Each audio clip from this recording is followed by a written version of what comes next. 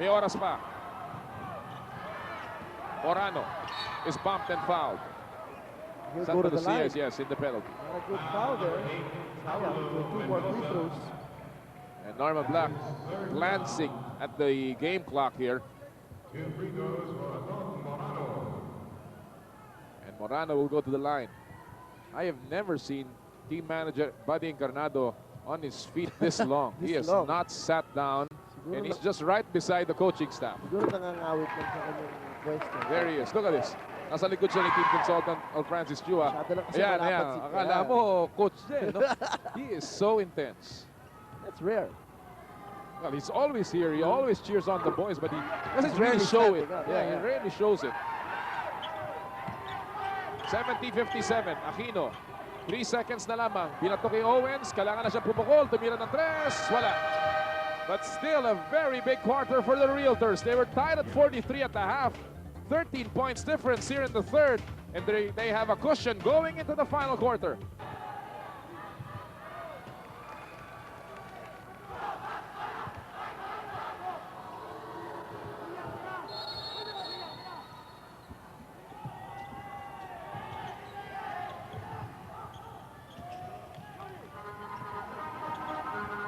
Muli po isang magandang gabi sa inyo lahat mga kaibigan mula po sa Inares Center dito sa Antipolo City. Noli Yala po kasama si TJ Manotok. Tingnan natin ating scoring by quarters brought to you by QuickType, the all-in-one glue technology by Lactite. Well, the very clear story there. The big third quarter. Sta Lucia's offense exploding and at the same time their defense clamping down on the Panthers for only 14 points. Well, this time ang Panthers ay nagpakita ng ipin sa kanilang depensa and that's a good start for them. Only thing is, can they sustain it for the next 11 and a half minutes? That much time for them to wait if they can get back and hopefully back in the finals. But of course, Sta Lucia hoping to sustain this run to force this series to a rubber match on Sunday. Now they've gone back to Ellis at the post, and this opens things up in the perimeter for them. Kaso nga lang, Puino not hitting that shot. He hasn't hit it in quite a while. Oh. Not since, I think, the first half. Ellis was bottled up in that third quarter. Only 6 points for Mr. Everything, who had 24 points at the half. Tristan sa kanto. Malakas. Air balls that one. Here's Hatfield, who has not gotten his game going. Uy, nakakita ng puwang, nilaglag kay Ellis. Gets it back, goes up. Wala. Rebound ni Owens. Very tentative offensively itong Pop Cola. They're rushing things a little bit, and those are the shots that I'm sure Coach Chot Reyes wants to take a look at some more numbers in the third quarter. Only 20% from the field itong Pop Cola and only 2 assists as compared to Sta Lucia. Those 10 assists got them a lot of easy baskets. That's why they got their field goal up to 48%. 20%. Ouch. That was my average in math when I was in... Yun yung karami mong mali. Uy, backing call. Backing. So galing siya sa harap. And then pagtalon niya, pag landing niya, nasa likod niya siya. Although, they could have easily mounted in the backcourt because that's where Tristan still was. Let's watch this again. His last... Ayun, tumanggap siya sa harapan eh. Slow-mo replay brought to you by PLDT Caller ID. Knows all calls. 10:20 remaining in the final quarter of game number 4. Winner of this series meets San Miguel Beer in the finals of the Governor's Cup. San Miguel, 2-time defending champions. Already in the finals by virtue of their victory. Muntik na mawala to. Their victory last Wednesday. Actually, sweep against Shell, no? Looking at this situation here, 4 more seconds na lang ang kailangan ng Pop Cola bago ma-10-second violation itong Sta Lucia. Gets it to Owens. Quickly to Marlo Aquino, and that safely gets it down court. Quick passing here. Kaso, 8 seconds to shoot. Binigay kay Del Rosario in the pick and roll play. Sinagasahan si Wino. And the rebound by Hatfield. They're down by 13. This is not yet over. Long, long way to go in this uphill climb of the Realtors back into contention. Uy, nakawala si Ellis. Yun ang masakit minsan, magka-double team ka. You're intense for the first 2.5 seconds. But after that, you let Kakalas go, ka. kakalas, Oo. makakalusot. At yun ang galit na galit kanina si Coach Norman Black. Si Chot Reyes naman, very happy with the way that developed. Lead is down to 11 now from a high of 19 kanina. It's now an 8-0 run here. Illegal D against the Panthers. Malinaw yun. And right now, let's bring our nasty, refreshing face of the day. Her name is Jennifer Gregorio from Quezon City. She's a fan of the Sta Lucia Realtors, and this most refreshing face of the day is brought to you by Nesty Iced Tea. Take the plunge.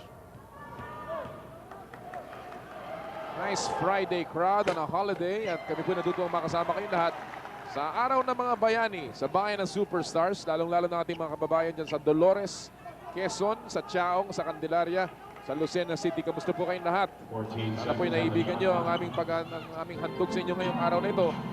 Bagamat holiday, kami po nandito at nagtatrabaho para sa inyo lahat.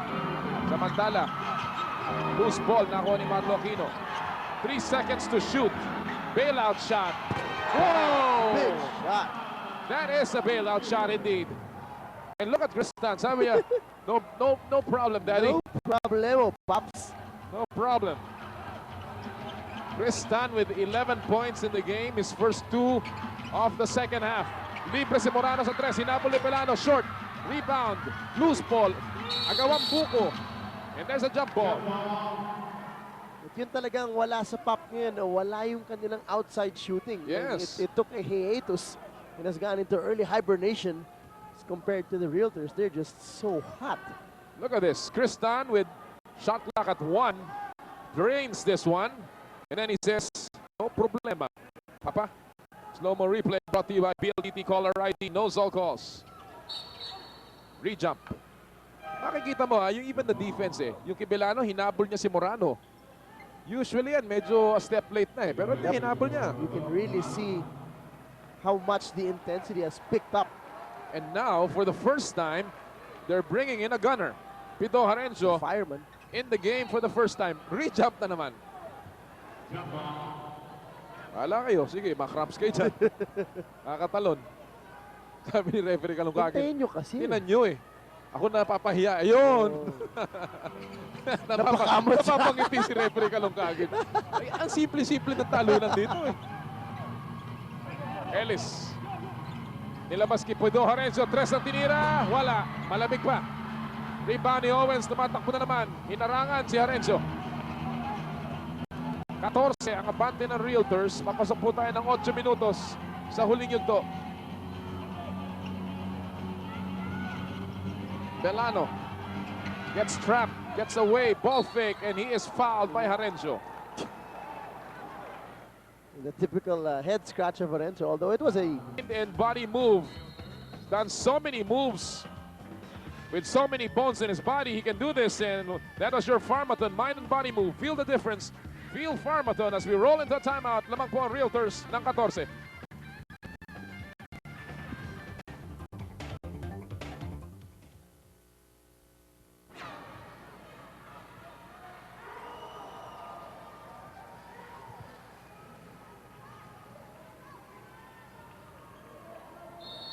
Seconds on the shot clock.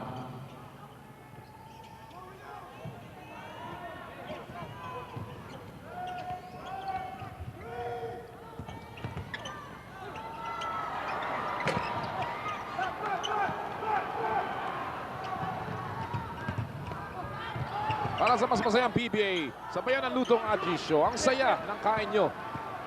Back to live action, 7.5 na naman po nalalabing. Nice pass by Owens kay Espino. And the lead is up to 16 here. Again, itong si Ellis trying to do things on his own right now. He attacked there 1 against 4, and he was foiled. We have an interesting stat, partner. Itong field goal shooting amongst the locals only. Pop Cola's locals have been shooting only 20% from the field. As compared to Santa Lucia's locals, they've been shooting 47% from the field. That is a major, major stat. And you know, in an import-laden conference, the key always is local support. Yes. Imports will always be there, but you have to have your locals supporting them. Well, right now, this is a 16-point lead for Santa Lucia, courtesy of the locals here. Rino with a stab. Pero 14 pa rin. And Shot Reyes, B-Boy Ravanes, Binky Varvis egging on their boys to put on the press. Pero napakadaling binasag ni Cristan yun. Still a lot of time here. 6:49. Inside. Oh, libre-libre sa Aquino. Wow, what a nice play. Alam mo, very stark contrast itong Santa Lucia with a very methodical attack.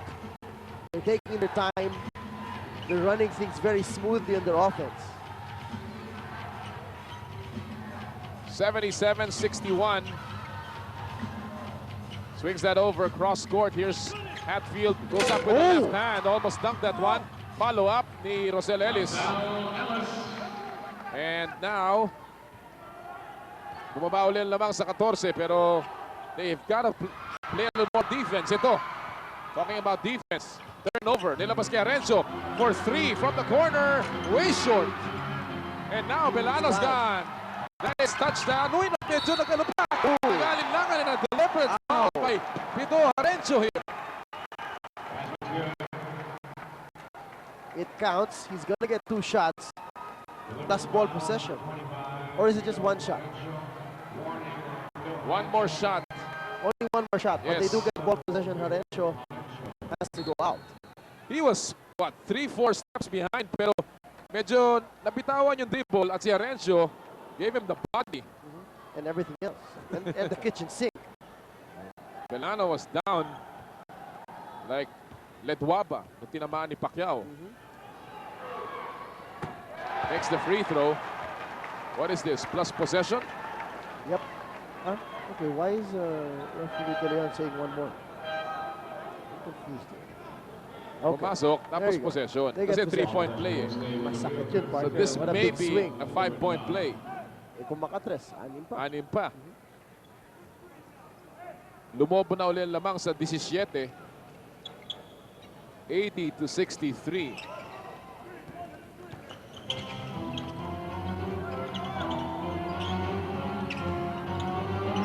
Owens, nilabas. Tristan, libre. 3 pa hinahingi mo. 3 pa hinihingi mo. 3 pa bibigyan ko sa'yo. 6-point play at that particular sequence. And the lead is up to 20. Morano for 3. Wala. Alam mo, nagmamadali na. They're rushing. Nagpapanik na itong Like Pacola. you said, they're out of sync. They're trying Belano to do from the things on their side. own. No. Masyado nagkakanya-kanya tong Panthers. They have to settle down. Marami pang oras Dami dito. pa eh. Ano naman? Hatfield, kanya-kanya na eh. It is at 18 with 5:11 remaining here. It's become every Panther for himself. Parang ano eh, in a pack of Panthers, binitaw mo ng kain eh. Kanya-kanyang kain. Look at the shooting of Ellis just totally dipped from the first half shooting amazing 64%. That was 9 for 13 and has gone so down here in the second half. What a difference a half makes. Saka masakit pa dun, kung bumagsak ang team goal shooting ng import mo, sana naman nandun yung locals. So wala. Wala rin. Only Huino is in double digits para sa Pacola. Traveling laban kay Dennis Espino. And we'll take a little break, a bit of a break from the best in terms of shot blocking. But in this particular play, he shows it with his leaping ability. That No Fear Slam was brought to you by No Fear Jeans USA. Face your fears, live your dreams. 18 ang abante ng Realtors. Looking very good here at the end game. Tira ni Aceitono, mahina na naman. And the foul given up by the Bull. Alam mo, if you were Pacola, you would wish that you had a tape of the first half and just watch what you did correctly there. Back then, they were playing with a lot of patience, a lot of confidence amongst themselves. You know, this, yung mga ads about weight loss yung 6 months before, now. Before diba? and after. Diba? Maybe that's something that they'll probably look at Yun. at the end of this game. 1 half before, 1 half after. 1 half after. And it does look like Coach Trot has thrown in the white towel because Mono says reported his scores table. Ellis is no longer in the game. Yep. And Aquino is running the break. He will not be denied this time. 20-point lead for the Realtors, pouring it on here in game number 4. A game that they needed so badly to extend the series. And look at this. Kung hindi ka pa naman balas. Kung hindi ka pa naman kamalas-malas. What a way for the ball to get stuck. There's Mr. Everything. It may be good night for him, at least for this game, as they're down by 20 with only 3:55 remaining.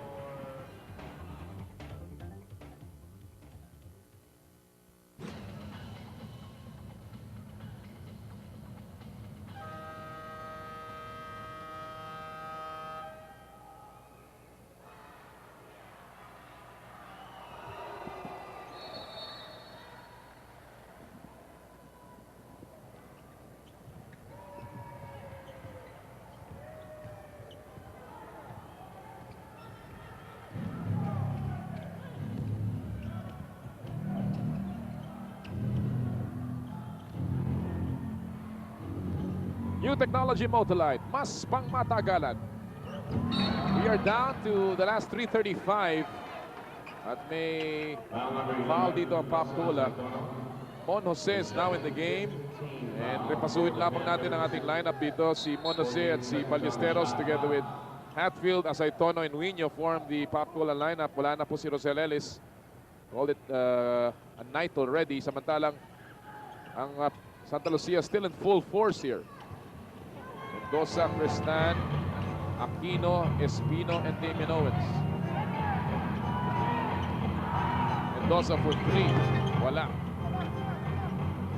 Of course, the important thing here is for Papcola just to get back into the groove. Yeah, get a decent score so it won't be as demoralizing. Correct. And then remember, they're only going to be a day or 2 nights before they play this team again. And Ano bang yan? medyo ayaw mo play on Sunday. mabangungot ng konti na mabalik ka sa linggo masama pa ang loob ko.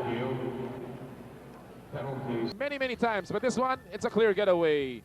That unbelievable Merrill getaway from Rosel Ellis is our chosen Merrill getaway off the game, brought to you by your partner in adventure, Merrill Performance Footwear, Merrill USA, wherever you go.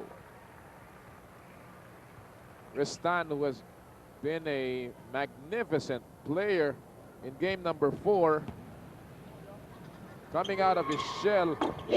Bago po dito sa larong ito, in his first 3 games, he did not score a single point.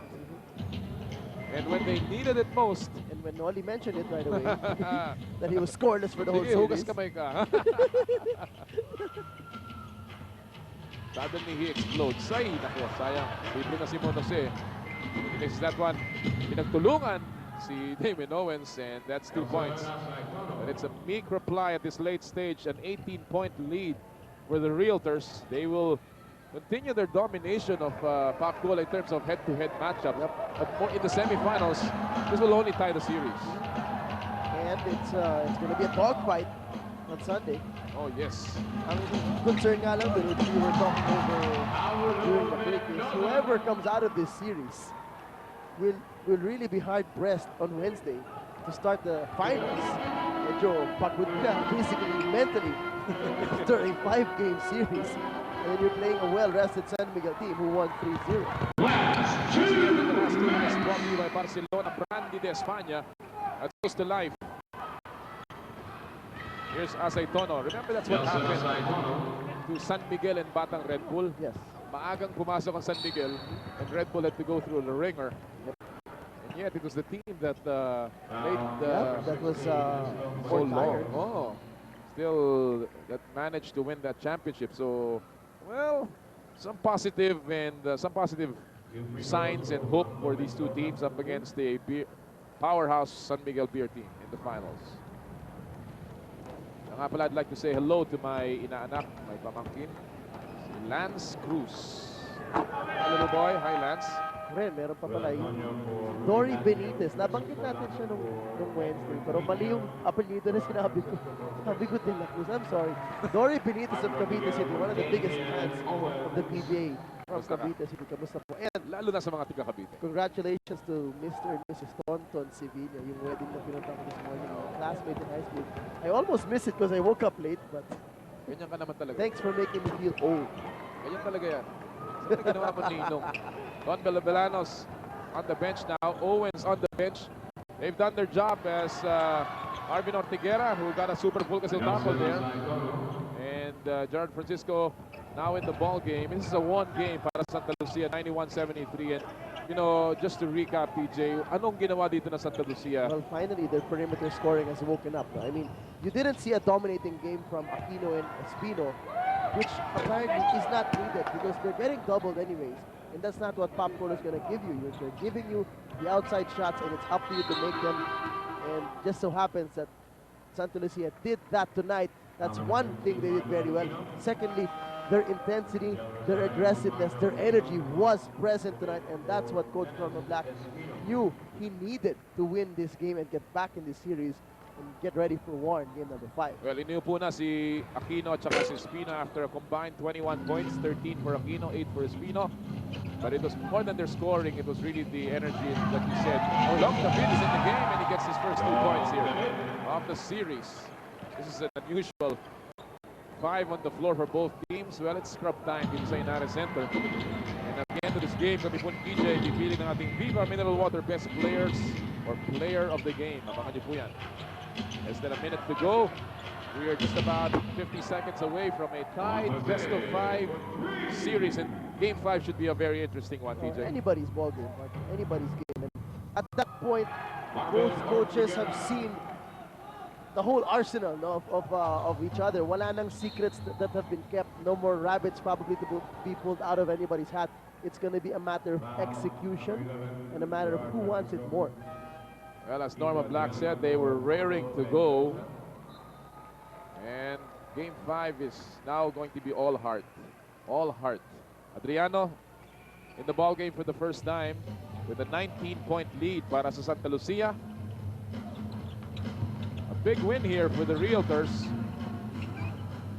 who denied Popcola their first crack at another final stint in 6 years now. Si Coach Elmer Yanga will have to, or rather team manager Elmer Yanga, will have to agonize together with Chot Reyes for another 2 nights before they finally find out if they will make their first finals in 6 years. Ganun din naman si team manager Pating Fernando, Coach Norman Black, who will try to get their second crack at the finals on Sunday. Shootout now dito sa Inara Center. And we're just about ready to call this a ball game. Santa Lucia giving it all here in this game, and a high-scoring one at that. They exploded with everything that they've got, and they win this one 97-80, evening up the series at 2 games apiece and 1 more game to go.